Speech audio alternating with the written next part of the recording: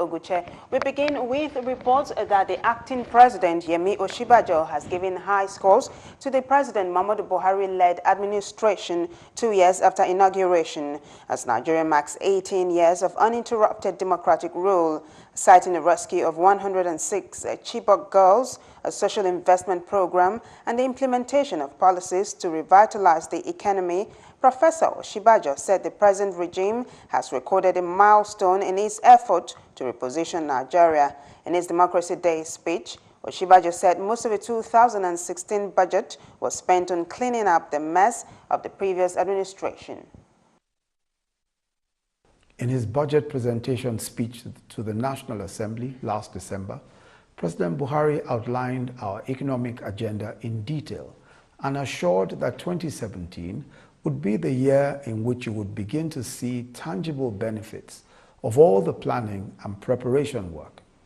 It is my pleasure to note that in the 5 months since he delivered that speech, we have seen tremendous progress, as promised.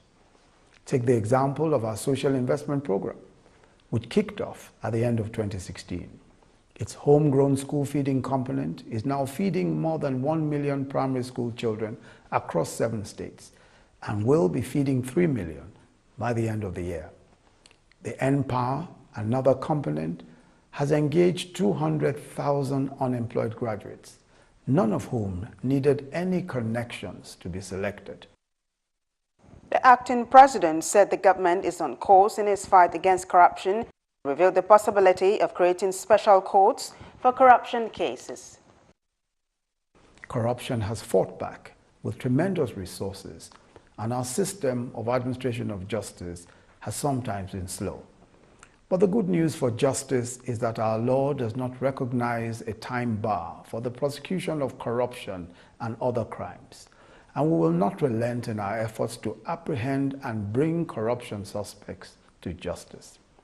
We're also equipping our prosecution teams, and part of the expected judicial reforms is to dedicate some specific courts to the trial of corruption cases. Admitting the impact of the economic recession on citizens and the sacrifices Nigerians have made in the past 2 years, Osinbajo said the most difficult phase under this administration has passed. He asked for the cooperation of the populace to enable government to fulfill its promises to the people.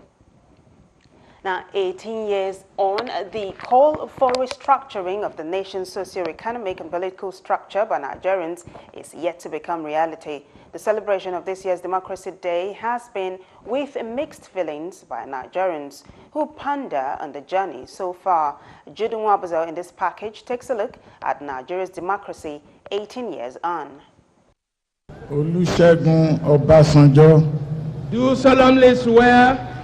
Do solemnly swear that I will be faithful. That I will be faithful. And that I will preserve. And that I will preserve. Protect. And defend. The Constitution. The Constitution. Of the Federal Republic of Nigeria. Of the Federal Republic of Nigeria. So help me God. So help me God. That was former President Olusegun Obasanjo 18 years ago when he took the oath of office as the democratically elected president of Nigeria, bringing an end to many years of military rule in the country. He served the country for 8 years, after which he handed over power to late Umaru Yar'Adua as his successor. But Dr. Goodluck Jonathan completed his tenure and also ruled as president for 4 years. President Muhammadu Buhari took over power from President Goodluck Jonathan 2 years ago. 18 years on, Nigerians are still lamenting and calling for total restructuring of the nation's structure. Nigeria is still, to a large extent, determined by decisions of individuals. And institutions as such, and the independency of institutions, I think will still have to develop more.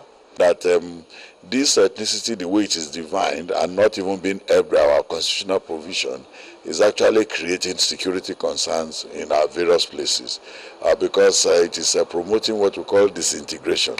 we find out that Ibadan, as big as it is, still has some of this disintegration happening in various aspects of their life. Then that there are structural problems of security management.